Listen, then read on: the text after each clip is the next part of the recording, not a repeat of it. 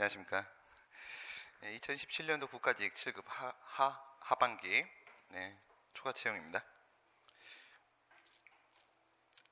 첫 번째, 행정상 손해배상에 대한 설명으로 옳지 않은 것은 행정상 손해배상, 행정상 손실보상 2차적 권리구제 얘기하는 겁니다. 손해전보제도 얘기하는 것이고, 행정상 손해배상은 일반법적 근거가 따로 있죠. 국가배상법이라는 게 따로 있습니다. 손실보상 같은 경우에는 별도 일반법이 없고요. 그래서 우리가 행정상 손해배상을 국가배상이라고 이야기를 합니다. 국가배상법이 적용되기 때문에 국가배상인 것이지, 그것이 국가한테만 손해배상 청구를 할 수 있다는 의미는 아니다라는 거 조심하시라고 했습니다. 법관의 재판행위가 위법한 행위로 국가배상 책임이 인정이 되려면 당해 법관이 위법 또는 부당한 목적을 가지고 목적의 정당성이 인정이 안 돼야 된다는 거죠. 부당한 목적을 가지고 재판하는 등 법관에게 부여된 권한의 취지에 명백하게 어긋나게 이를 행사했다고 인정할 만한 특별한 사정이 있어야 되는 것이다. 그 얘기는 무슨 말이에요? 요거는 예외적으로 인정된다 그 얘기죠. 예외적으로. 법관의 재판행위가 그것이 위법한 판결이라고 결론이 나온다고 해서 그것만 가지고 바로 손해배상 청구가 가능한 것은 아닌 것입니다. 여기에는 뭐가 인정이 되고 있다? 심급제도가 인정이 되고 있다 이겁니다. 시정 절차가 인정이 되고 있기 때문에 그와 같은 권리의 회복은 이와 같은 시정 절차, 심급제도를 통해서 해결을 해야 되는 것이지, 심급제도를 통해서 해결해야 되는 것이지, 손해배상 청구를 통해서 해결할 문제가 아니다가 이제 원칙적인 문제가 되는 것이고요. 위법한 행위가 이루어질 수 있는 가능성, 위법한 판결이 나올 수 있는 가능성은 언제나 염두에 둘 수밖에 없는 것이고, 그래서 심급제도를 마련해 놨다는 겁니다. 예외적으로 목적의 정당성이 인정되지 않는 경우에, 명백한 잘못이 있는 경우에만 예외적으로 손해배상 청구가 가능하다. 여기서 지금 얘기하고 있는 것은 뭘 말하는 것이다? 여기서 말하는 것은요, 법령 위반 얘기하는 겁니다. 법령 위반. 국가배상 청구의 요건 중에서 공무원의 행위해야 되고 직무행위해야 되고 집행하면서 그리고 고의 또는 과실, 법령 위반, 손해 인과관계 중에서 법령 위반 요건과 관련돼 가지고 위법성이 인정되기 어렵다라는 얘기를 하고 있는 것이고요. 2번입니다. 경찰관 직무집행법상 경찰관에게 재량에 의한 직무수행 권한을 부여한 것처럼 되어 있으나 경찰관에게 권한을 부여한 취지와 목적에 비추어 보았을 때 구체적인 사정에 따라서 경찰관이 그 권한을 행사하여 필요한 조치를 취하지 않는 것은 현저히 불합리하다고 인정되는 경우에, 현저히 불합리하다? 이 부분 얘기하는 거죠. 그 권한의 불행사는 현저히 불합리하다. 권한의 불행사, 부작위 얘기하고 있는 겁니다. 부작위. 직무상 의무를 위반한 것이다. 직무상 의무 위반이 바로 위법이다. 이거죠. 언제나 의무 위반이 위법이 되는 것이고, 경찰관 직무집행법입니다. 경찰관 직무집행법 같은 경우에 표준적 직무조치가 따로 있지요. 경직법입니다. 경직법. 경직법 같은 경우에는 3조 내지 8조, 3조에서 8조까지, 그리고 10조에서 10조의 4까지 유형화된 표준적 직무조치에 대한 규정들을 두고 있고요. 여기에 근거가 따로 없는 경우에는 2조 7호 개괄적 수권조항이라는 게 있다고 했습니다. 개괄적 수권조항을 근거로 한다. 그런데 이 경찰권 발동이라는 것은 이제 보통 명령과 강제의 방식으로 이루어진다 그랬고요. 명령과 강제 방법. 명령이라고 하게 되면 의무를 부과하는 하명 처분 얘기하는 것이고, 강제라고 하게 되면 이제 즉시강제 얘기하는 겁니다. 즉시강제. 즉시강제는 권력적 사실행위죠. 권력적 사실행위는 상대방한테 수인 의무를 부과한다는 점에서 처분성이 인정될 수 있을 겁니다. 그런데 이와 같은 경찰권 발동은 원칙적으로 재량권이 인정이 된다. 경찰재량. 재량이 인정이 됩니다. 재량이 인정이 되는데 현저하게 불합리하다라고 얘기하는 것은요, 불행사가 현저하게 불합리하다. 뭘 얘기하고 있는 거예요? 소극적 남용론 얘기하는 거죠. 소극적 남용론. 소극적 남용론, 우리가 일반적으로 알고 있는 걸로는 재량의 영으로 추측 얘기하는 겁니다. 원래는 재량행위인데 재량이 영으로 축돼가지고 한 가지의 올바른 결정, 올바른 판단만 존재한다면 구체적인 사정에 따라서 라고 얘기를 했어요. 원래는 재량이 인정되는 건데 구체적인 사건의 범위 내에서 기속행위로 인정될 수 있는 경우가 있다. 재량이 0으로 수축했을 때 그럼 비례원칙으로 치게 되면 어디에 해당한다? 비례원칙. 우리가 일반적으로 비례원칙이라고 하게 되면 과잉금지원칙 얘기를 하는 것이고요. 참새를 대포로 쏘아서 안 된다. 하지만 반대도 존재할 수 있다. 법익 균형성을 유지해야 되는 것이기 때문에 참새를 레이저 포인트로 쏘아서는 안 된다라는 부분도 포함이 되어 있습니다. 그래서 과잉금지원칙 말고 과소금지원칙이죠. 과소금지원칙도 비례원칙에 포함된다. 우리 지난 시간에 2017년도 국가직 7급 상부분에서 과소금지원칙에 대한 문제가 출제된 바가 있었습니다. 그 부분까지 같이 포함하시고,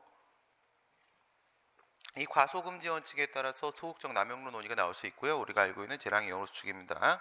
그럼 재량이 0으로 수축이 돼서 경찰권 발동에서 재량이 0으로 수축은 언제나 이쪽입니다. 중동고충국이죠. 중동고충국 이렇게 들어가는 거고, 조리법상 재량의 0으로의 수축 중 국민의 생명, 신체, 재산 등 중대한 법익에 대한 구체적 위해 문제여야 한다. 동가치적 법익에 대한 소홀함이 없어야 한다. 손해 발생의 고도의 기한성이 인정돼야 된다. 보충성 원칙, 다른 방법이 없어야 된다. 국가기관 개입을 통한 위해 제거 가능성이 인정되어야 된다. 이런 경우에는 경찰권을 반드시 발동을 해야 되는 것입니다. 재량이 0으로 수축됐을 때 공무원이나 국가가 초법규적 1차적으로 위험 배제에 나서지 아니하면 위험을 제거할 수 없는 경우에는 반드시 경찰권을 발동해야 된다라고 하면 그게 바로 재량이 0으로의 수축이고요. 그 다음에 이것처럼 현저히 불합리하다, 공권력의 불행사 쪽에서 판례가 이런 표현을 쓰죠. 불행사 이렇게 얘기하면 소극적 남용론인데, 일반적으로 교수님들은 이거를 재량이 0으로 수축을 보세요. 재량이 0으로 수축을 보시고, 저희 경희대 박정훈 교수가 이거를 이런 식으로 접근을 하거든요. 소극적 남용론, 과소금지원칙 위반. 근데 이제 경희대 박정훈 교수도 결국은 마지막에선 이렇게 얘기를 합니다. 이것은 우리가 일반적으로 얘기하는 재량의 0으로의 수축 상황이다 라고 설명을 합니다. 0으로 수축으로 생각을 해주시면 되겠죠. 세 번째입니다. 국가배상 책임에서 법령을 위반하여라고 함은 엄격하게 형식적 의미의 법령에서 명시적으로 공무원의 행위 의무가 정하여져 있음에도 이를 위반하는 경우만을 의미한다. 그게 아니었죠. 이것도 어저께 나왔던 얘기인데 다시 한번 정리를 해보시게 되면, 과실하고 위법하고 한번 비교를 해보시게 되면요, 객관적인 주의 의무를 위반을 하였다. 주의 의무 위반을 하게 되면 그러면 이거는 과실이 인정되는 거고, 객관적 정당성을 결여했다. 객관적인 정당성을 결여하였다라고 하게 되면 요거는 위법이 인정되는 거죠. 사실은 이제 별도의 요건이라고 볼 수도 있겠지만은 과실하고 위법하고 판례는 이걸 묶어서 돌아다녀요. 묶어서. 위법이라고 얘기할 때 과실이 인정됨을 전제로 해서 얘기를 많이 합니다. 그래서 위법 얘기를 하면서도 객관적 주의 의무 위반이라는 부분을 같이 언급을 해주기도 하죠. 여기서 객관적 정당성 결여, 이 부분 얘기하는 겁니다. 객관적 정당성 결여, 형식적 의미의 법령, 그러니까 성문법에 위반되는 경우뿐만 아니라 성문법원, 그 다음에 모두 인정될 수 있어요. 재량의 하자, 행정법의 일반 원칙 위반 여부도 당연히 포함될 수가 있겠고, 불문법원에 위반돼도 위법이 되는 것이고요. 여기까지가 바로 여기까지가 행정법의 법원. 이거는 취소 소송에서도 여기까지 위법성을 인정을 하죠. 취소에서도. 여기서는 하나를 더 들어간다는 거예요. 플러스 알파 이렇게 들어가고, 알파 들어가다 보니까 객관적 정당성 결여라고 해서 취소보다 그 위법성의 범위를 확대해서 인정을 하고 있습니다. 여기서 얘기하는 게 인권 존중, 신의 성실, 권리 남용, 권력 남용, 일로 치게 되면 권력 남용, 그 다음에 공서양속, 동서양이 아닙니다. 동서양이 공서양속, 그 다음에 안전확보 자기의무 위반, 이런 것들, 안전의무 위반 등도 역시 그 위법성 법령 위반 안에 판례가 포함을 시키고 있죠. 그래서 국가배상에 있어서의 위법성이라는 것은 취소보다 넓다. 그래서 객관적 정당성의 결여라고 얘기를 합니다. 형식적 의미의 법령, 성문법원에 위반되는 것뿐만 아니라 불문법원, 그리고 일반적으로 공무원이 지켜야 될, 준수해야 될 저와 같은 조리법들도 다 포함이 됩니다. 재판에 대하여 여기 이제 나오죠. 이 얘기하는 거예요. 심급제도. 그러니까 1번하고 4번하고 연결되어 있네요. 재판에 대하여 불복 절차 내지 시정 절차 자체가 없는 경우에는 부당한 재판으로 인해서 불이익되지 손해를 입은 사람은 배상 책임의 요건이 충족되는 한 국가 배상 책임이 인정된다. 1번 같은 경우에는 뭐예요? 시정 절차가 존재하기 때문에 원칙적으로는 법관의 재판 행위에 대해서 국가 배상이 인정될 수 없다, 위법성이 인정될 수 없다라고 얘기를 하는 건데, 지금 이렇게 시정 절차가 없는 경우가 언제가 있어요? 시정 절차, 심급제도가 없는 상황을 얘기하는 거죠. 심급제도가 없다, 헌법재판소 얘기하는 겁니다. 헌법재판. 헌법재판소 재판관의 재판 행위에 대해서는요, 상소를 제기할 수 있는 경우가 없죠. 시정 절차가 따로 없습니다. 그래서 이런 경우에는 우리가 헌법소원 심판 청구의 청구 기간을 오인해서 각하를 했을 때 본안에 들어가서 기각될 것이 명백한 경우라고 하더라도 뭐가 인정될 수가 있다고 했어요? 위자료 청구가 인정될 수 있다라고 해서 정신적 손해를 인정을 했습니다. 정신적 손해를. 헌법재판소의 재판에 대해서는 시정 절차가 없기 때문에 손해배상 청구를 판례가 인정을 하고 있다, 이겁니다. 행정소송에 대한 설명으로 옳지 않은 것은 무효확인 소송을 제기하는데 해당 사건에서 위법이 취소 사유에 불과하다. 무효확인 소송을 제기했죠. 원칙적으로는 언제 이게 인용이 될 수가 있는 겁니까? 무효확인 소송은 취소이랑 비교했을 때 1단계뿐만 아니라 2단계에 대한 심사까지도 같이 합니다. 처분 위법에 대한 판단과 함께 위법 정도에 대한 판단까지 하게 되고요. 2단계 갖고 이게 위법하고 또 그것이 무효 사유에 해당할 때 비로소 인용될 수 있는 게 바로 무효확인 소송이 되겠죠. 2단계까지 심사를 합니다. 그러니까 얘는 뭐에 해당해요? 얘는 무효 사유에 해당한다. 무효 사유에 해당해야지만 인용 판결이 나올 수가 있는 건데 해당 사건에서의 위법이 취소 사유에 불과한 경우에, 그러니까 이건 뭐예요? 무효 사유까지는 아닌 거죠. 이거는 위법한 건 맞는데 무효 사유는 아니라는 겁니다. 그러면 80점 맞아야 되는데 60점밖에 못 맞았다 이거예요. 원칙적으로는 이제 기각이 되는 것이죠.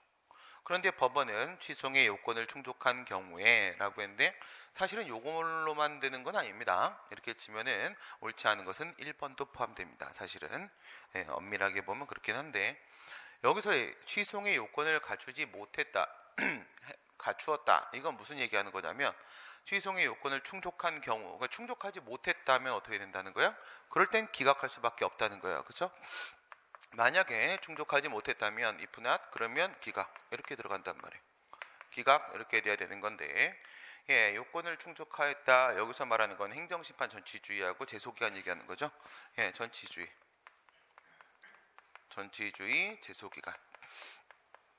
제소기간.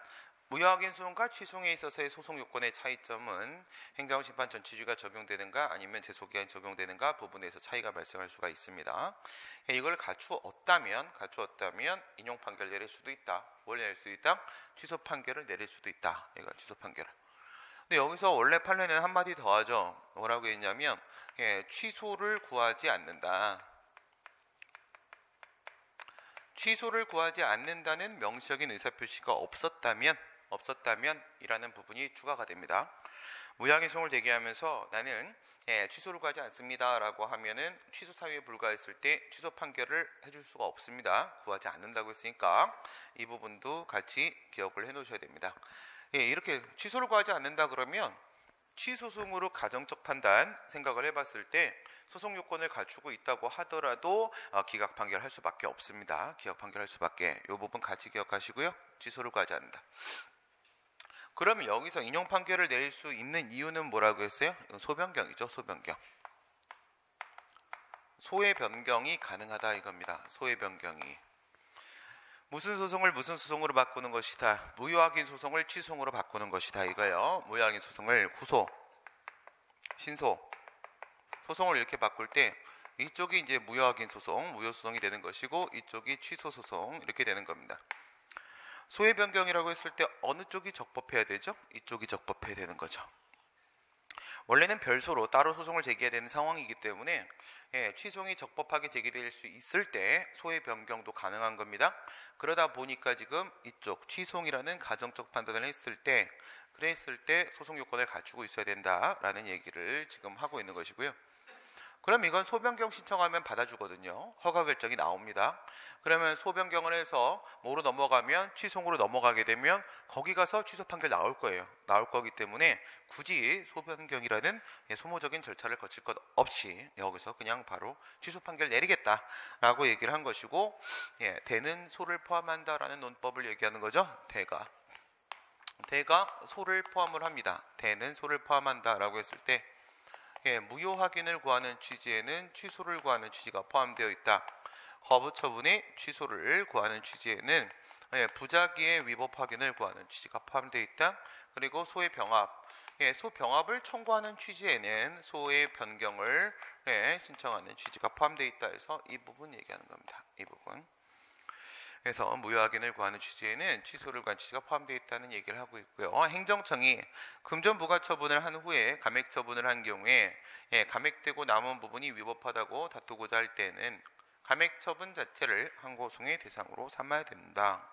대상 적격 얘기죠? 네, 아니죠. 네. 뭘 얘기하는 거예요? 협의소액 얘기하는 거죠. 협의소액. 그 눈빛은 뭐지? 왜? 어? 여기도 뭐 있어요? 네. 마스크나 쓰고 말이야. 또 쓰네. 어이구야. 때 쓰지 말고 마스크 벗고. 네. 좀 이따 쏠게요. 지금 좀 먼저 수업부터 하고 뭐 얘기하는 거예요? 유리한 변경, 불리한 변경. 이거 얘기하는 겁니다. 당초 처분, 변경 처분. 당초 처분하고 변경 처분하고 이렇게 있습니다.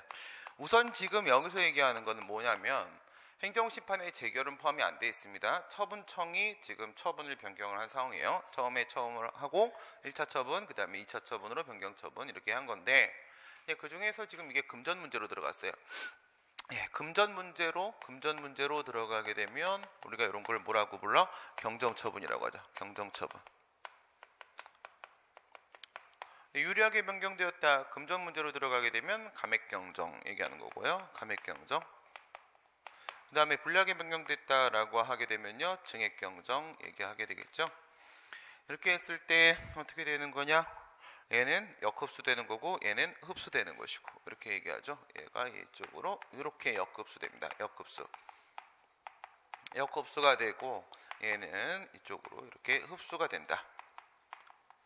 국세기본법 22조에 2 얘기하는 것입니다.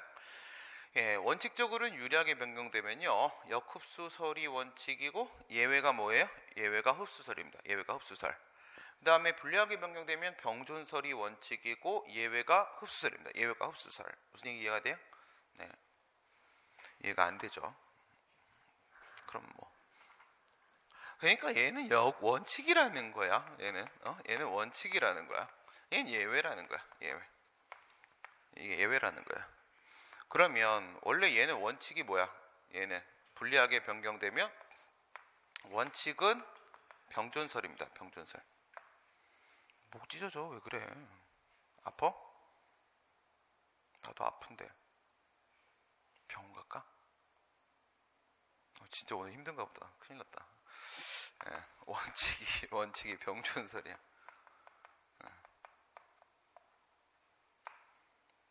IB 건물에서 가장 성실한 친구입니다.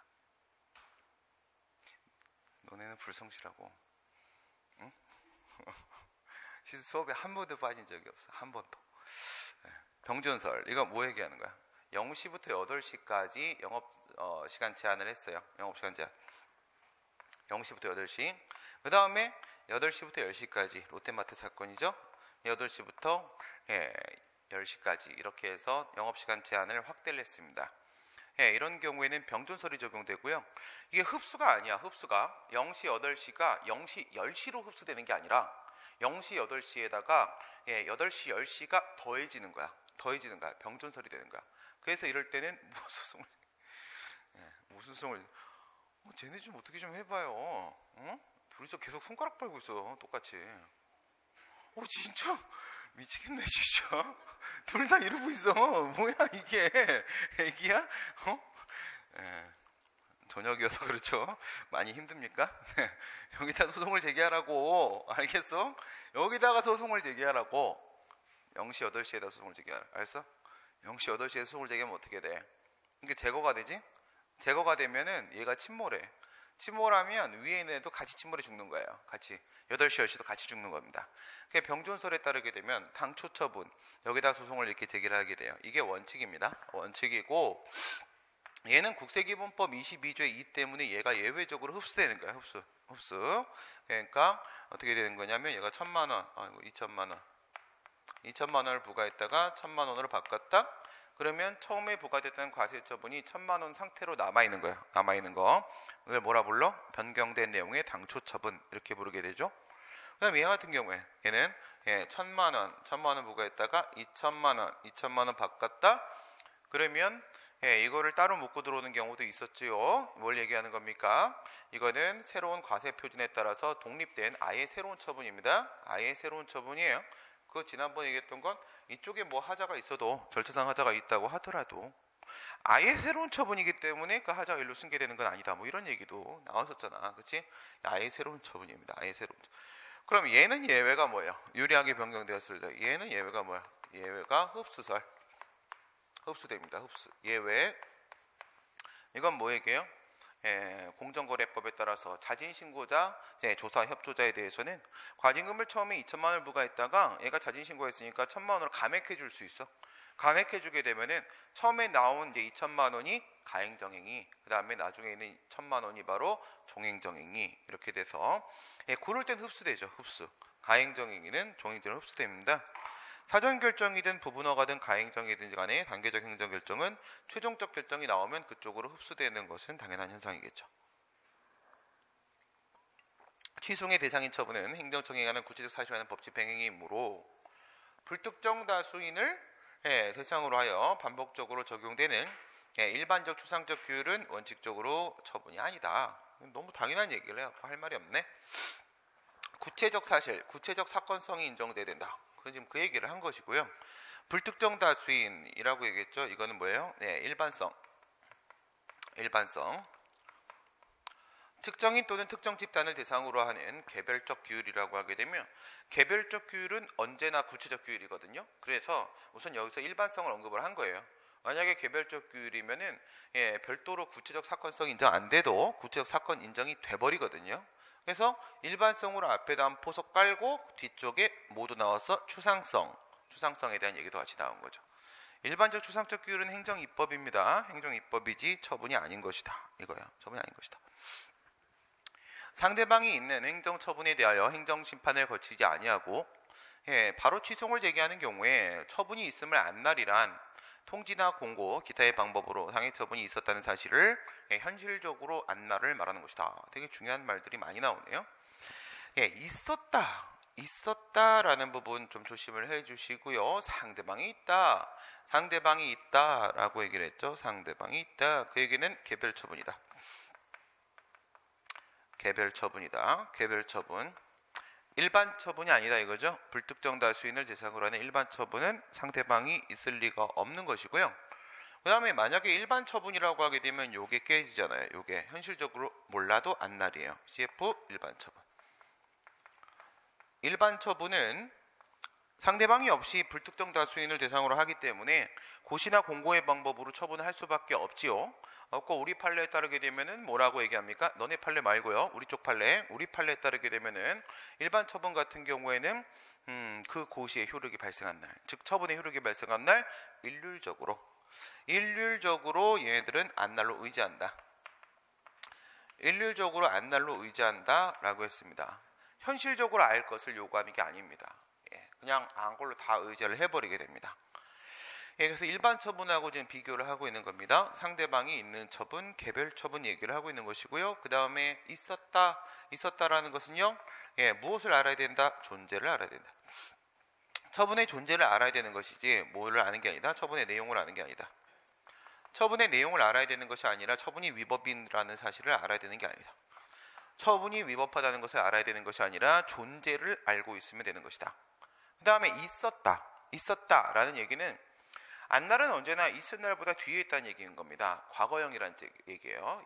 안날은 언제나 있을 날보다 뒤쪽에 있다. 있었다는 것을 알아야 되는 것이지 뭐는 아니라고요? 있을 것을 아는 것은 아니다. CF 있을 것. 그러한 처분이 나올 것. 있을 것을 안 날이 아닙니다. 있었다는 사실을 알아야 된다라고 해서 정확한 표현을 지금 써주고 계시네요. 전체적으로 한번 설명을 깔끔하게 해주셨습니다. 3번입니다. 경찰작용. 강론이 오늘 좀 많이 포함이 돼 있던데, 경찰기관이 행하는 작용 중에서 이거는 총론이네요. 경찰기관이 행하는 작용 중에 권력적 수단에 의해서 이루어지는 경찰작용은 조직법적 근거만으로는 부족하고 작용법적인 근거가 있어야 한다라고 얘기를 했는데, 조직법상 근거, 작용법상 근거, 법률요 원칙 얘기하는 거죠. 법률요 원칙. 이것만 갖고 되는 것은 아니고요. 법률요 원칙에서 법의 근거가 있어야 한다라고 얘기했을 때는 작용법상 근거가 있어야 한다라는 것을 의미하는 것이고, 경찰기관이죠. 특별경찰법, 개별법에 특별수권 조항이 있는 경우도 있고, 만약에 없으면 일반 경찰법, 경찰관 직무집행법에 특별수권 조항, 개별적 수권 조항이 있을 때도 있고, 아까 얘기했던 3조 내지 8조, 10조 내지 10조의 4 얘기하는 겁니다. 그 다음에 그것도 없으면 일반 경찰법, 경찰관 직무집행법 2조 7호에 따른 일반적 수권 조항을 근거로 해도 되는데, 그것들은 다 무엇이 된다? 작용법상 근거여야 한다. 국가나 지방자치단체, 국가나 지방자치단체에 근무하는 청원경찰, 이거 여기를 조심하는 거죠. 이거 판례는 지자체고요. 판례는 지자체고 국가는 당연히 포함되는 거죠. 청원경찰. 근무관계는 청원경찰은 이거는 경찰 공채 시험 봐서 합격한 사람이 아니잖아요. 공무원이 아닙니다. 그러니까 청원경찰은 뭐 국민은행에서, 우리은행에서, 신한은행에서, 그 다음에 저는 농협을 쓰고 있고요. 농협에 있는 청원경찰 같은 경우에는 당연히 근로관계가 사법관계입니다. 사법관계인데 국가나 지자체 쪽의 청원경찰은 공법관계예요. 저것만 기억하면 됩니다.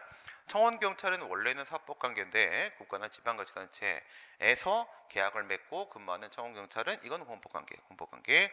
사법상 고용계약관계이므로 그에 대한 징계처분의 시정을 구하는 소송은 민사소송이 아니라 이거는 공법관계니까 행정소송을 제기해야 된다. 그래서 국가, 지자체 쪽 이것만 조심하시면 됩니다. 임의동행 요구에, 원래는 동행요구에 동행요구, 경찰관 직무집행법 제 3조에 있죠. 3조에 있는 불신검문입니다. 불신검문은 정지, 그 다음 질문을 하게 되고, 또 동행요구나 소지품 검사도 할 수가 있다고 했는데, 원래는 동행요구고 이제 임의 이건 뭐예요? 임의는 따라가지 않을 수도 있다. 동행요구에 응하지 않아도 된다라고 했어요. 경직법 3조에 그렇게 되어 있고요. 그래서 이거는 법적 성질이 뭐다? 얘는 행정지도, 경찰지도입니다. 지도에 따르지 않아도 상관없습니다. 상대방의 임의적 협력을 통해서 목적을 달성하는 건데, 했을 때 강제 연행하려고 대상자의 양팔을 잡아 끌면, 양팔을 잡아 끌었다? 이건 뭐예요? 강제행위다. 상대방의 임의적 협력을 통해서 목적을 달성해야 되는 것이지 강제적으로 목적을 달성하는 게 아니기 때문에, 양팔을 잡아 끄는 순간 상대방의 양다리를 잡아 끌어서 어떻게 하는 거예요? 팔을 잡아 끈다? 그러면 목을 잡은 다음에 다리를 이렇게 차주면 돼요. 이렇게 차주면은 넘어지거든요. 넘어지고 막 밟으면 됩니다. 밟으면 어떻게 되냐면 나는 공무집행방해죄가 성립이 안 됩니다. 이쪽에서 먼저 불법행위를 한 거예요. 불법행위를. 그렇죠? 물론 이제 상대방보다 좀 빠르다라는 전제가 좀 있어야 되고요. 경찰관의 행위는 적법한 공무집행이라고 할 수가 없습니다. 그러니까 공무집행방해도 성립이 안 된다. 그 대상자가 이러한 불법 연행으로부터 벗어나기 위하여 저항한 행위는 정당한 행위다. 맞습니다. 이거는 벗어나도 상관없습니다. 먼저 불법행위란 거예요. 경찰관서의 장은 직무수행에 필요하다고 인정되는 상당한 이유가 있을 때에는 국가기관이나 공사, 단체 등의 직무 수행에 관련된 사실을 조회할 수 있는데 긴급하면 소속 경찰관으로 하여금 현장에 나가 해당 기관 또는 단체장의 협조를 받아 그 사실을 확인하게 할 수가 있다. 그렇죠. 네, 이건 뭐 여러분들이 드라마에서 너무 많이 봤어요. 경찰관들이 이렇게 막 회사 가서 막 확인하고 사실조회 하잖아. 사실조회. 이건 경찰관 직무집행법 제8조에 있는 사실조회 확인을 얘기하는 겁니다. 4번은 강론입니다. 4번은. 네, 그다음. 오늘 잘 되네. 행정소송법상 법률상이익 어떤 이익이요? 법률상이익에 대한 설명으로 옳지 않은 것은 사업의 양도행위가 무효라고 주장을 하는 자가 민사쟁송으로 양도양수행위의 무효 확인을 구함이 없이 사업의 양도양수에 따른 허가관청의 지위승계신고, 수리처분의 무효 확인을 구할 경우에 그 법률상이익이 있다. 원고적격 얘기하는 거죠? 또 고개 끄덕인다. 바퀴벌레 약 사온다. 뭐 해야 되는 거야? 좋댄다 둘이 아주 그냥. 쟤네 좀 어떻게 해봐. 쟤네 싫어.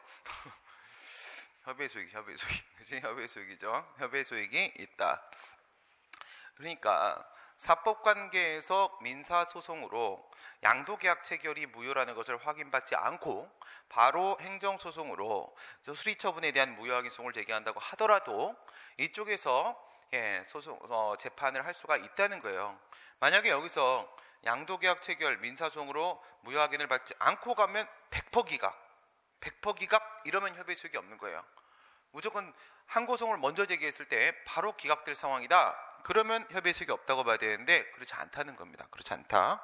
이것도 어제 문제에 있었던 얘기죠. 어떤 얘기가 있었습니까? 양도계약 체결. 그렇죠? 양도계약에 대한 문제가 하나가 있고 그 다음에 지위승계 신고에 대한 수리처분. 수리처분에 대한 문제가 하나가 있고 이렇게 하면 얘는 뭐에 해당하냐? 얘는 처분이니까 공법관계죠. 공법관계. 얘는 뭐예요? 얘는 사법관계죠. 사법관계에 해당을 한다. 이겁니다. 그러니까 여기다가 소송을 제기하면 민사소송이죠. 민사소송이 되는 것이고 여기다 소송을 제기하게 되면 항고소송, 행정소송이죠. 행정소송. 밑에 게 무효면 양도계약 체결이 무효잖아요. 얘가 무효면 이걸 요건으로 하는 신고, 이건 실질적 요건이죠. 이게 실질적 요건이 포함되기 때문에 그래서 지위승계 신고가 수리를 위한 신고가 됐었단 말이에요.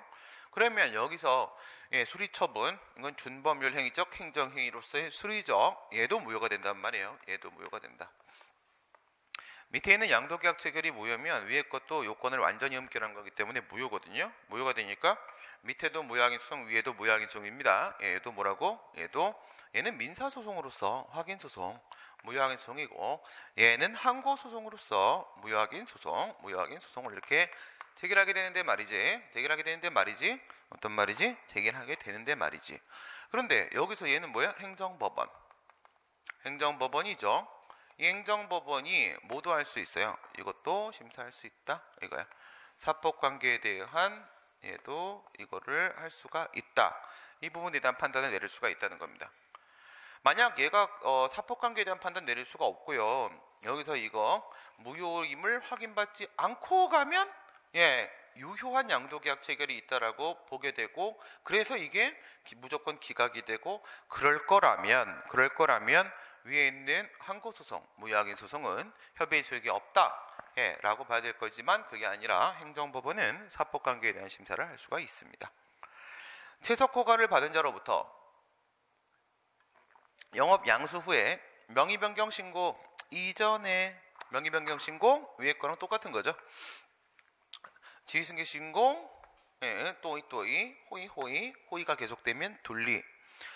양도인의 법 위반 사실을 이유로 채석허가가 취소된 경우에 양수인은 수허가자의 지위를 사실상 양수받았다고 하더라도 그 처분의 취소를 구할 법상이익을 가지지 않는다. 가지죠? 가집니다. 가지. 가지는 까만색. 가지인데 어떤 얘기를 지금 하고 있는 겁니까? 얘는 법률상 양수인 이거 얘기하는 거고요. 사실상 양수인 이거 얘기하는 겁니다. 법률상 양수인하고 사실상 양수인. 법률상 양수인은 지위승계 신고, 명의변경 신고를 한 상황이죠. 예, 얘는 신고를 한 거예요. 그러니까 영업자의 지위를 양수인이 이미 가지고 있는 겁니다. 그 다음에 사실상 양수인은 저기서 본 것처럼 사법관계에서 양도양수는 이루어졌어요. 영업재산에 대한 소유권의 이전은 이루어졌는데 공법관계에서 영업권이 아직까지 넘어가지 않은 상황입니다. 그러니까 얘는 뭐예요? 지위승계 신고, 명의변경 신고가 아직 없는 상황이에요. 없는 상황이란 말이죠. 이렇게 되어 있습니다. 이렇게 됐을 때 얘 같은 경우에는 보통 문제가 뭐로 나오냐면 양도인에 대한 영업정지. 영업정지 처분이 나왔다. 이렇게 문제가 나오고 얘 같은 경우에는요. 허가 취소. 허가 취소. 양도인에 대한 얘는 둘 다 뭐예요? 양도인 쪽입니다. 양도인에 대한 영업정지 처분이 나왔을 때 양수인이 영업정지에 대한 소송을 제기할 수가 있다는 겁니다. 왜 제기할 수가 있어요? 이건 제재처분 효과의 승계입니다. 구체적 경찰 책임의 승계. 법에 항상 근거가 있어요. 1년의 범위 안에서 2년의 범위 안에서 양도인에게 이루어졌던 영업정지 처분은 양수인에게 나온 것으로 본다. 이렇게 돼 있으니까 그러니까 법적으로는 저건 양수인에 대한 처분이 맞는 거예요. 맞는 거고 원고적격 문제 없죠? 그 다음 단계 들어가시고 저 영업정지를 전력으로 해서 요건으로 해서 가중요건으로 해가지고 장래불이익, 가중제처분이 나올 수 있을 거 아니겠습니까? 그렇죠? 그래서 얘 같은 경우에는 양수인에게 나온 것으로 본다. 그러니까 원고적격은 상대방입니다. 바로 인정이 되고요. 그 다음에 협의의 소이익 논의가 가중요건 관련돼서 나오게 되고 얘 같은 경우에는 양도인한테 진짜 허가 취소가 나온 거예요. 양도인한테 나온 겁니다. 나온 건데 아직까지 영업권을 받지 못했죠. 받지 못한 상황인데 이거 허가 취소 나와버리게 되면 이미 돈 주고 사법관계에서 이건 샀잖아. 그렇죠? 산 상태잖아. 그러면 내가 받아올 수 있는 영업권 자체가 없잖아요. 영업자의 지위가. 그래서 얘는 뭐가 적용되는 거예요? 준상대방 이론. 준상대방 이론이 적용되는 거죠. 준상대방 이론. 입니다. 준상대방 이론 적용을 시켜가지고 양도인은 이미 돈 다 받고 가버렸기 때문에 허가 취소가 뭐 지금 나온다고 한들 얘가 그에 대해서 불복할 리가 없고요. 다른 방법이 전혀 없습니다. 제소기대 X, 다른 방법 X 이거죠. 제소기대 X, 다른 방법 X면 처분의 제3자라고 할지라도 동일한 이해관계에 있는 제3자의 경우에는 상대방에 준하는 지위를 인정을 할 수가 있다. 이렇게 해서 원고적격을 인정을 하게 되는데 밑에 거 지금 물어보고 있는 겁니다. 교육부 장관이 사학분쟁조정위원회의 심의를 거쳐서 학교법인의 이사와 임시이사를 선임한 데 대하여 그 대학교의 교수협의회하고요. 총학생회는 총학생회 한국대학 총학생회 연합 한총련이라고 하죠. 교수협의회하고 총학생회는 이사 선임 처분을 다툴 법률상 이익을 가지지만 뭐 이런 걸 생각을 해보세요. 만약에 우리 학교에 이사가 누가 들어왔다? 뭐 MB? 뭐 이런 게 들어왔다. 이런 게 사람 아닙니다. 그쵸? MB. 나 뭐라고 안 했습니다. MB. 이런 동물이 있단 말이에요. 동물이 있어요. 이걸 무슨 동물이라고 하죠? 어저께 누가 그랬는데. 뭐라고?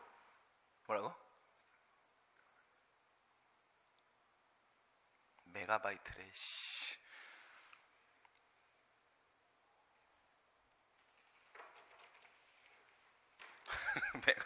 메가바이트. 그래서 이사 선임 처분의 법률상 이익을 가지지만 직원은 이건 뭐예요? 교직원 노동자 얘기하는 겁니다. 교직원 노동자. 뭐 힘들어?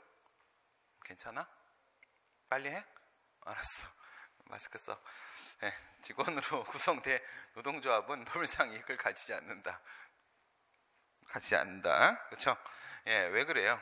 저쪽은 교수협의회 같은 경우는 학문의 자유, 그 다음에 총학생회는요, 한국대학 총학생연합은 교육을 받을 권리죠. 헌법이 보장하고 있는 학문의 자유하고 교육을 받을 권리. 단체입니다. 양쪽 다 단체의 침해를 받았다. 그쵸. MB가 학교 이사로 오게 되면 자꾸 돈만 만들고 뭐 디스 다스 데스 도스 막 이런 거 만들고 하겠죠. 예, 그래서 안 되고, 하지만 얘는 뭐예요? 얘는 학교의 주체가 아닙니다. 교직원. 예, 교직원. 교직원은 그냥 근로 제공하고 그에 따른 대가를 받는 사람들인 것이지 학교의 주체가 아니다. 이게 우리 판례 입장이죠. 얘는 원고적격 인정이 안 됩니다. 원천징수 의무자. 원천징수 의무자는 누구예요? 무슨 KG? 예, 이제 우리 회사 이름이 바뀌어갖고요. 이제 다시 부르겠습니다. 아우씨, 내 책에 패스원이라고 써 있네요. 책 다시 내야겠다. 예, 에듀원입니다. 그래서 원천징수 의무자는 KG 에듀원이죠. 패스원이 나는데, 그죠? 에듀원이 뭐야? 아이씨, 못했어. 옛날로 하고 한교고시학원인데요. 소득금액 변동 통지는 원천납세 의무의 존부나 법리와 같은 원천납세 의무자의 권리나 법률상 지위에 어떤 영향을 준다고 할 수가 없으므로 소득 처분에 따른 소득의 귀속자는 법인에 대한 소득금액 변동 통지에 취소를 할 법률상 이익이 없다. 그쵸? 패스원한테 과세관청이 신민 선생이 뭐 1년에 1,000억을 벌었던데 왜 1,000원을 벌었다고 얘기했냐? 저 1,000억 벌어요. 1,000억. 알고 있어요? 믿지도 않고 네, 그래서 했는데 나 얼마 번다고? 메가바이트. 그래서 1,000억을 버는데 네. 1,000억을 버는데 정말 패스원이 있어. 패스원이 있고 그 다음에 왼쪽에다 날 쓰는 게 낫겠다. 왼쪽이 더 훌륭하니까 신민이가 이렇게 있다 이거였었죠. 그래서 여기 이제 과세관청이 있어요. 얘가 뭐 한다? 소득금액 변동 통지, 소득금액 변동 통지 이렇게 합니다. 이렇게 하게 되면 이 소득금액 변동 통지는 이거는 뭐예요? 처분이 아니고 이게 처분이다 라고 했죠. 이게 처분이다. 권리 의무의 변동을 발생을 시켜야 되는데 당연히 의무인데 의무 부분 얘가 나한테 너 1,000억 벌던데? 부럽냐? 이렇게 하면 끝나는 거예요. 그 다음에 여기 1,000억 벌던데 하면 큰일 납니다. 그렇죠? 얘가 신민 선생이 1,000원을 번다 라고 해서 여기에 대한 3.3%만 낸 거야. 3.3%만. 근데 1,000억이라고 하게 되면 1,000원, 만원, 10만원, 100만원, 1,000만원, 억, 10억, 100억, 1,000억 이라고 하게 되면 3.3% 하면 좀 커지겠죠. 예. 여기다 콤마 찍으면 많이 커집니다. 그러면 얘가 돈을 내야 되거든요. 원천징수 의무자. 얘한테는 권리나 의무 쪽에 변동을 발생시키니까 이건 처분이죠. 그러면 여기다가 소송 제기하면 바보. 그러니까 얘가 여기다 소송을 제기하려고 든다 이거지. 이렇게 소송을 제기할 때 뭐가 인정이 안 된다? 원고적격이 인정이 안 된다. 여기에는 여기다 소송 제기하면 대상적격이 인정이 안 된다. 이겁니다. 원고적격이 인정이 안 된다. 그러니까 얘한테 소득금액 변동 통지를 하게 되면은 그에 따라서 패스원이 돈을 내야 되는 거죠. 저한테 제가 내야 될 게 아니거든요. 제가 낼 일이 아닙니다. 그러니까 실제로는 내가 이거를 번 거야. 1,000원을 번 거야. 근데 과세관청이 내가 1,000억을 벌었다고 생각을 하고 얘한테 통지를 한 거야. 알겠어요? 그러면 나는 여기에 대한 3.3%를 내야 될 의무밖에 없어요. 그게 다야. 끝이야. 근데 얘는 통지를 받는 순간 여기에 대한 3.3%를 내야 되는 상황이 오거든요. 그렇죠? 나는 아무 영향 안 받는다고요. 나는 아무 영향 안 받는다는 거예요. 근데 나는 원고적격이 없어요.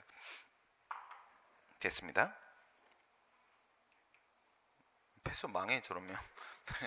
행정 대집행 망하면 안 됩니다. 설명으로 옳은 것만 모두 고른 것은 행정 대집행에 있어서 대집행의 계고, 대집행 영장의 통지, 대집행 실행, 비용 징수. 이 교수님 또 공부 덜 되신 분 들어오셨네. 아이고 참. 아니면 술을 드셨거나 그거죠. 아니라고 했죠. 비용 징수는 몇 조예요? 행정대집행법 제6조입니다. 국세징수법에 의해서 징수할 수 있다. 6조고 비용 납부 명령이죠. 예, 행정대집행 처분 절차는 비용 납부 명령입니다. 납부 명령은 5조입니다. 5조를 얘기하는 6조 얘기를 합니다. 별로시네. 안 풀겠습니다. 자진 철거에 필요한 상당한 이행기간을 정하고 있다면 계고와 철거 명령을 하나의 문서로 할 수 있다. 네, 기분 나빠서 안 푸는 겁니다. 예, 하나의 문서 이거하고 그 다음에 최백호는 뭐지? 너 어저께 500살이라고 했잖아. 이제 생각났어? 나이가 몇 살인지? 계산해봤어? 계산을 어제 못하겠다고 그랬어요. 네. 우리 성실이한테 관심 좀 가져줘. 싫어? 싫대. 너 싫대. 애들이. 표정 굳잖아. 어? 그래. 뭐라고? 최백호는 한 잔의 술, 여기는 한 장의 문서. 한 장의 문서입니다. 한 잔의 술과 한 장의 문서는 같은 건데, 우리 교수님이 제일 좋아하던 게 한 잔의 술이었어요. 한 잔의 술. 한 잔의 술을 최백호 맞나? 마스크. 안 쓰고 있네. 예, 그래서 여기서 뭐예요? 하나의 문서. 이렇게 원래는 뭐가 나와야 될 차례야? 철거 명령이 나와야 될 시점인데 계고가 나왔다는 거죠. 좀 일찍 나왔다는 거예요. 일찍. 그렇죠? 너무 일찍 나왔습니다. 인큐베이터로 들어갑시다. 그래서 얘가 건강하게 태어나기 위해서는 계고의 요건을 갖춰야 됩니다. 요상구문 이거죠.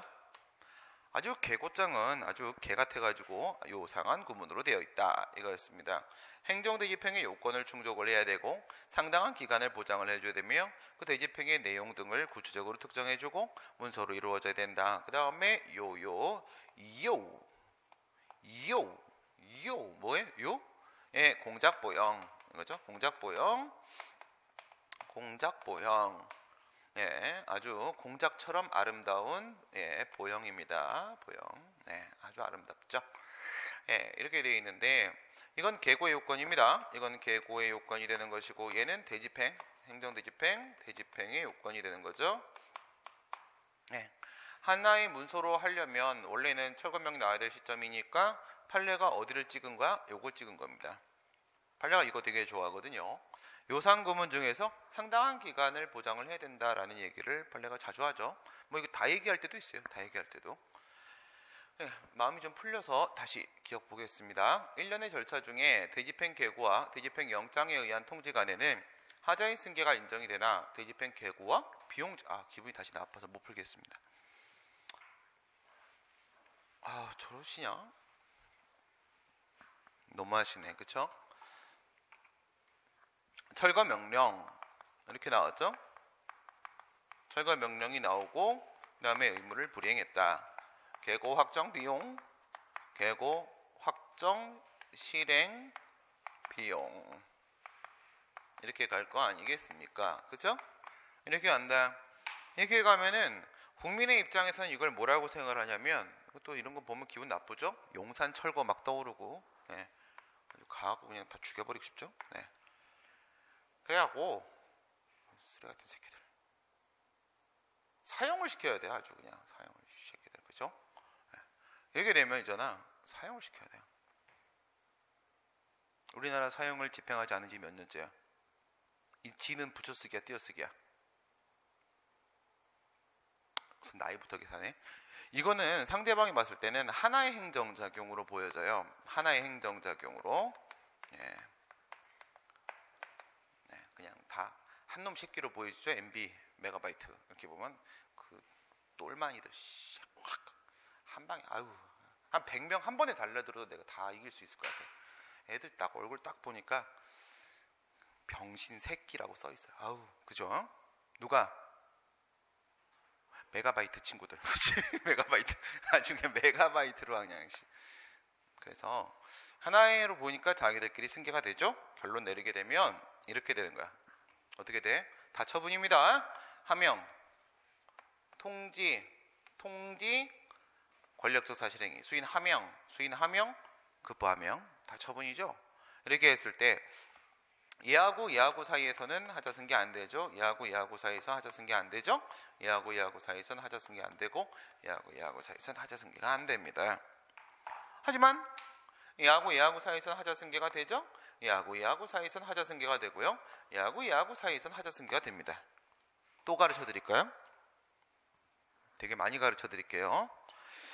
오늘 공부를 많이 시켜 드리겠습니다. 하게 되면 얘하고 사이에서는 하자승계가 되죠. 얘하고 사이에서는 하자승계가 되죠. 더 가르쳐 드릴까요? 얘하고 사이에서도 하자승계가 된단 말이에요. 그죠? 뭘 갔을 때? 전통적 하자승계론. 참. 그래서 돼요. 뭐가 돼? 계고하고 확정 사이에서도 되고 계고하고 비용 사이에서도 됩니다. 메가바이트 같은 소리 하고 있네. 계고 처분을 하려면 다른 방법으로 이행의 확보가 어렵고, 행정대집행 말고 딴 방법을 생각할 수가 없고, 불이행을 방치함이 심의 공익을 해야 하는 것으로 인정될 때 하나요? 허용되고, 이러한 요건의 주장 입증 책임은 처분행정청에게 있다. 이건 뭘 얘기하는 거예요? 계고 처분의 다른 방법이 뭐예요? 요상구문의 이여우 서태지가 떠오르죠? 서태지 요즘 뭐하지? 결혼했지. 그래서 여기서 이제 뽀가 다른 방법으로 안 된다. 보충성, 이익 경량, 불이행을 방치함이 심의 공익을 해야 한다. 이거 두 개 지금 언급을 한 거죠. 이럴 때 대집행이 가능한 거고, 대집행의 요건, 이여우, 이게 대집행의 출발이죠. 그 다음에 이 요건들은 이건 4개든 간에 이 요건들은 다 침익적 작용의 적극적 요건이죠. 적극적 요건이니까 피고행정청한테 그 주장 입증에 대한 책임이 있습니다. 군수가 군사무위임조례의 규정에 따라 무허건축물에 대한 철거 대집행 사무를 하부 행정기관이죠. 읍면의 경우라도 읍면장에게는 관할 구역 내에 무허건축물에 대한 그 철거 대집행을 계고할 권한이 없다? 그럼 뭐하러 해요? 그렇죠? 그러니까 군수가 이거 원래 누구 사무예요? 철거 명령을 한 사람이 대집행 주체죠. 철거 명령을 한 사람이 대집행 주체인데 제가 철거 명령 했겠지, 상황상. 그렇죠? 그러면 제가 대집행 주체란 말이에요. 그래서 이거를 조례에 따라서 자치사무가 되고, 그래서 조례에 따라서 이것을 위임을 하게 되면은 권한이 넘어갔잖아요. 권한이 넘어갔으니까 권한이 있다. 권한 위임하면 권한이 있죠. 권한 위임하면 맞죠? 네. 지방자치단체 사무. 이거는 강론이었었어요. 그렇죠. 농산물, 임산물, 축산물, 수산물. 또 무슨 산물이 있죠? MB. 하자 있는 행정행위와 선결 문제에 대한 설명으로 옳지 않은 것은 근에 타는 MB. 둘이 완전 절친이잖아, 그렇죠? 하자 있는 행정입니다. 이런 하자 있는 대통령 같으니라고. 이런 하자 선결 문제, 먼저 해결해야 될 문제, 먼저 해결해야 될 문제. 행정처분이 당연 무효임을 전제로 하여 민사소송을 제기할 때 무슨 얘기하는 거예요? 부당이득 반환 청구 소송. 부당이득 반환 청구 소송 얘기를 하려고 하는 거죠. 구성 요건적 효력과 선결 문제.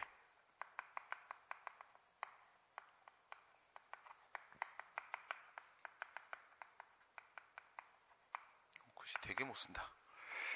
구성 요건적 효력의 저촉. 되냐 안 되냐?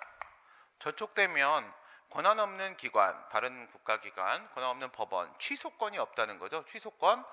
취소권이 없는 기관은 여기에 대해서 뭘 할 수가 없어? 심리할 수가 없고, 저촉이 안 되면 심리할 수가 있고, 그렇죠? 이렇게 나누고, 그 다음에 민사법원과 선결 문제가 있겠고, 그 다음에 뭐가 있어요? 형사법원과 선결 문제. 이게 있죠? 형사법원과 선결 문제. 선결 문제가 요 말이 나왔으니까 행정행위에 대한 심사입니다. 행정행위에 대한 심사. 행정행위에 대한 심사가 선결 문제로 나서고 있는데, 행정에 대한 심사는 종류가 두 개죠. 하나는 위법심사. 위법한지에 대한 판단. 두 번째는 효력심사.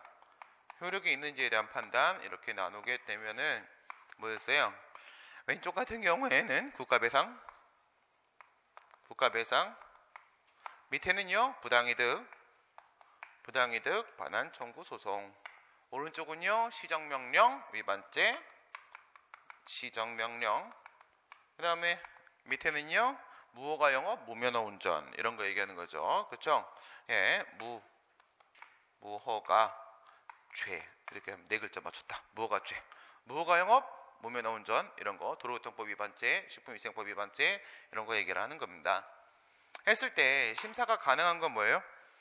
공정력, 구성요건적 효력은 적법성 추정의 힘이 아니라 유효성 추정의 힘이니까 적법 위법의 판단하고는 아무 관계가 없음. 아무 관계 없으니까 이거 할 수 있고 민사법원, 형사법원 이거 할 수 있겠죠. 예, 그다음 밑에 같은 경우에는 유효성 추적의 힘이니까 판례에 따르게 되면 이거 할 수가 없다. 할 수가 없다. 이렇게 되겠죠. 예, 판례에 따르면 예, 저는 이거 할 수 있다. 이렇게 보는 사람인데 나는 이렇게 할 수 있다. 판례는 안 된다. 이렇게 얘기를 합니다. 다만 그것이 당연 무효인 처분이라고 하게 되면 예, 공정력 자체가 없기 때문에 아무 관계없이 당연히 심사할 수 있고요. 시작합니다.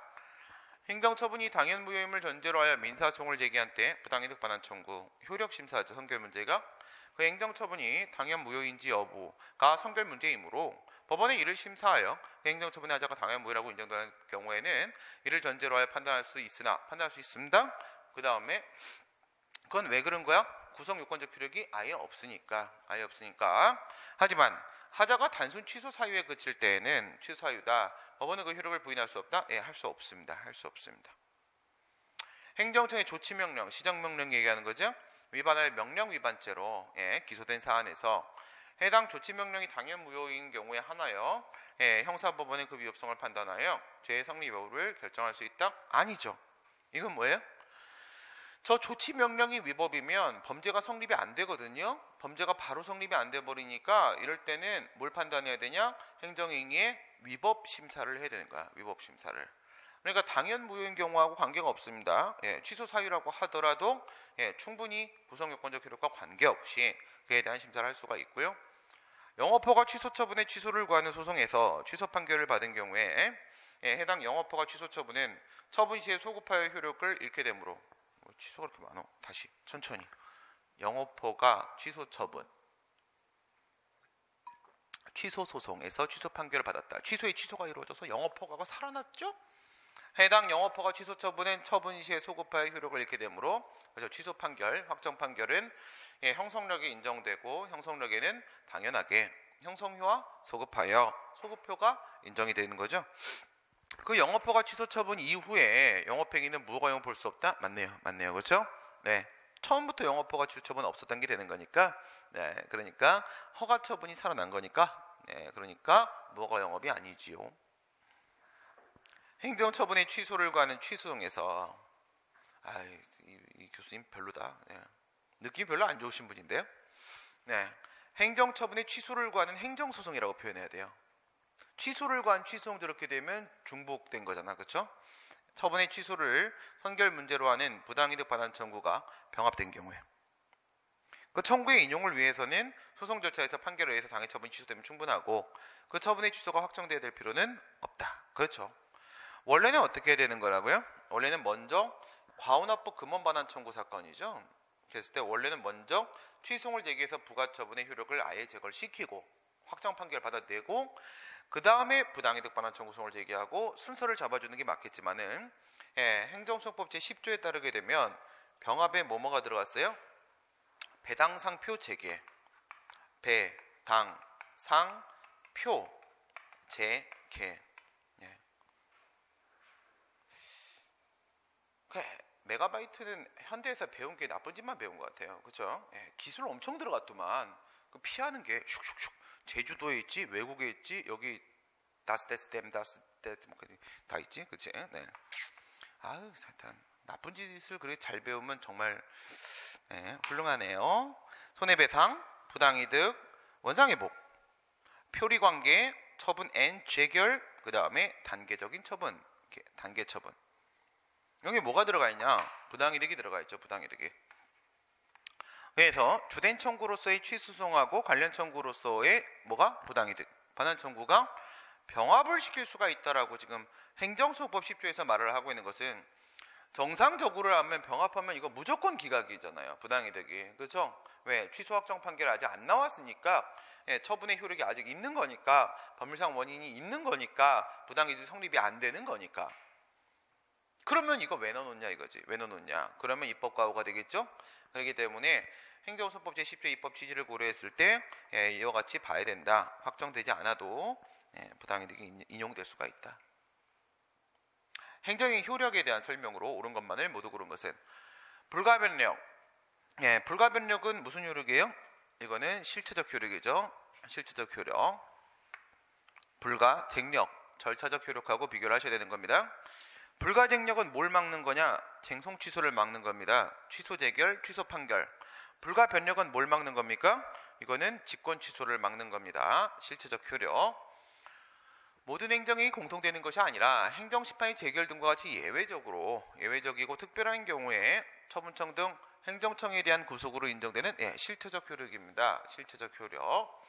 맞는 말이죠. 이건 뭘 얘기하는 거야? 준사법적 결정. 이거 얘기하는 겁니다. 준사법적 결정.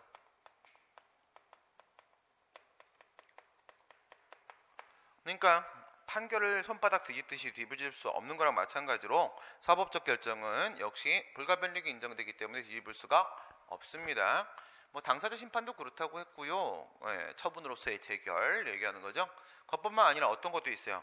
당선인 결정 같은 확인행위들도 인정됩니다. 확인행위, 당선인 결정, 그죠? 문재인 대통령 당선자 결정을 딱 선관위가 내려놓고 나서 다음날 아침에 봉이야 그러면 죽어 아주. 그런 거죠. 그래서 이건 준사법적 결정, 확인행위 이런 것들은 실체적 효력으로서 뭐가 인정돼? 불가변력이 인정되죠. 산업재해 요양 보상급여 취소 처분이 돈 줄게 취소 봉이야 불복기간의 경과로 인해 확정되면 요양급여 청구권 없음이 확정이 되므로 다시 요양급여 청구를 할 수가 없다. 지금 이 얘기는 뭘 얘기하는 겁니까? 불가쟁력. 불복기간 행정심판의 청구, 행정소송의 제기에서 청구기간, 제소기간 같은 불복기간이 경과가 되면 뭐가 발생해? 불가쟁력이 발생하죠. 불가쟁력. 이 불가쟁력은 형식적 존속력에 해당을 하는 것이고 저건 절차적 효력입니다. 그러니까 절차적으로다가 쟁송 취소를 구할 수 없다고 말을 한 것뿐인 것이지 이게 실체적으로 아예 법률관계가 정해진다는 얘기가 아니죠. 이건 단순히 절차적인 문제다. 동일한 사유에 관하여 보다 무거운 면허 취소 처분을 하기 위하여 이미 행해진 가벼운 면허 정지 처분을 취소하는 것은 선행 처분에 대한 당사의 신뢰 및 법적 안정성을 크게 저해하는 것이 돼서 허용될 수가 없다. 이거 뭐 얘기하는 거예요? 뭐 이걸 행정의 효력에 넣냐? 나 이 교수님 마음에 안 든다. 이거 신뢰보원칙 판례예요. 신뢰보원칙 판례. 여수시 소우동 사건이에요. 여수시 소우동 사건. 소우동이 어딘지 알아? 소마트 옆에 있는 동네인데 그 여수시 소우동 사건인데 뭐냐면 얘가 면허 취소 사유가 발생을 했는데 담당 경찰관의 착오로 실수로 면허 정지를 했어요. 면허 정지를 했는데 면허 정지를 하고 나서 나중에 지방경찰청장이 착오했던 걸 알게 됐어. 그래서 면허 취소를 했습니다. 그러면 안 돼요. 그러면 안 됩니다. 뭐냐면 재미없어요? 면허 취소 안 당해봤어요? 면허 취소 당하면 안 돼요. 음주운전을 했단 말이야. 음주운전을 했어요. 그리고 나서 운전면허를 취소합니다. 면허 취소를 합니다. 그럼 이거 신뢰보원칙 위반입니까? 아닙니까? 신뢰보원칙 위반이 아니죠. 왜? 이거 잘못했잖아. 규칙사유가 인정되잖아. 보호가치가 없죠. 보호가치는 신뢰가 인정이 안 된단 말이에요. 그러니까 여기서는 신뢰보원칙 주장을 할 수가 없어요. 주장할 수가 없거든요. 근데 그게 아니라 이렇게 되면 어떻게 될 거야? 음주운전을 했어요. 음주운전을 했습니다. 그 다음에 면허 정지를 했어요. 면허 정지를 했고 그 다음에 면허 취소를 했어요. 면허 취소를 했습니다. 이렇게 되면 여기서는 신뢰보호 주장을 할 수가 있어요? 없어요? 할 수가 있어요. 왜? 얘의 귀책 사유가 아니라는 거예요. 여기서는 신뢰보호 주장을 할 수가 있다. 이게 여수시 소우동 사건이거든요. 비교를 해보세요. 운전면허가 앞에 나왔을 거 아니야. 그렇죠? 운전면허가 나왔단 말이야. 그 다음 음주운전했겠지? 후발적 사유, 철회 처분이에요. 운전면허가 나왔을 거잖아요. 나오고 나서 음주운전했지. 그럼 뭐 당연히 이것도 철회는 철회입니다. 철회는 철회인데 얘가 신뢰하는 건 뭘 신뢰를 하는 거냐면 나는 운전면허를 받았기 때문에 이게 존속될 것이다. 이걸 신뢰하는 거거든요. 그 다음에 이 면허 취소, 여기서 얘가 신뢰하는 건 운전면허 쪽이 아니에요. 뭘 신뢰하는 거야? 면허 정지, 이걸 신뢰하는 거야. 이거를. 운전면허를 신뢰하면 지가 귀책 사유가 있기 때문에 신뢰 주장을 할 수가 없는데 면허 정지를 신뢰하는 건 가능하거든요. 그래서 이건 면허 취소할 수가 없습니다. 면허 취소할 수 있고 할 수 없다. 이렇게 되는 이게 여수시 소호동 사건이에요. 여수시 소호동 사건은 그걸 얘기하는 건데 행정의 효력이랑 무슨 관계지? 나는 잘 모르겠네, 무식해서. 예, 제소기간이 이미 도과하여 불가증력이 생긴 행정처분에 대하여 개별법규에서 그 변경을 요구할 신청권을 규정하고 있거나 관계법령의 해석상 그러한 신청권이 인정될 수 있는 등 특별한 사정이 없는 한 국민에게 그 행정처분의 변경을 구할 신청권이 없다. 그렇죠. 원래 없는 거고, 심지어 불가증력까지 발생한 상황이라고 했잖아요. 그죠? 변경은 이거는 큰 의미 부여할 게 없는 판례인데 자꾸 이거를 내시네. 네, 내가 봤을 땐 별로 안 중요한 건데 너무 당연하게 문제 푸는 데 있어서 뭐 어려움도 없고, 이게 메시지가 있거나 아니면 좀 난도가 있거나 그래야 되는 건데, 변경은 이렇게 생각을 하시면 된다고 했어요. 뭐지? A 처분을 뭐로 바꾼다? B 처분으로 이렇게 바꾼다. 하게 되면 이 변경이라고 함은 무엇을 의미하는 것이냐면 A 처분에 대한 취소와 그 다음에 B 처분에 대한 발령이 결합된 것이다. 그러면 그 안에 뭐가 들어가 있다? 취소. 이게 들어가 있다는 거. 취소가 들어가 있으니까 원칙적으로 제재 처분, 취소 처분, 거부 처분은 신청권이 없다고 했잖아요. 신청권이. 됐습니다. 강론 등장했습니다. 이거는 강론 맞습니다. 패스. 그래서 10번. 네. 공법관계와 사법관계에 대한 판례 입장으로 옳은 거. 국유재산법상의 국유재산 무단사용, 변상금의 부가처분인 공법관계에 해당을 한다. 100분의 120이라고 했죠? 1.2배입니다. 1.2배. 다만 이건 모두 마찬가지야. 공유재산도 마찬가지죠. 그 다음에 당연히 공유재산도 마찬가지인데 이 국공유재산에는 뭐가 포함되는 거다? 행정재산 말고 모두 일반재산도 마찬가지라고 했죠. 일반재산에 대한 무단사용에 따른 변상금 부과도 역시 공법관계고 처분이고 맞다라고 했습니다. 일반재산 포함되는 거 같이 좀 기억을 하시고, 개발부담금 부과처분에 직권취소를 이유로 한 부당이득 반환 청구. 이건 뭐 앞에 있는 거는 공법적 원인이긴 한데 판례는 뭐라고 보고 있다? 판례 입장으로 옳은 것은 부당이득 반환 청구는 민법이다. 이거죠. 민법상 권리다. 민법상 권리니까 사법상 권리, 사건으로 처리를 하고 있고, 사법관계로 보죠. 민사소송 처리하고요.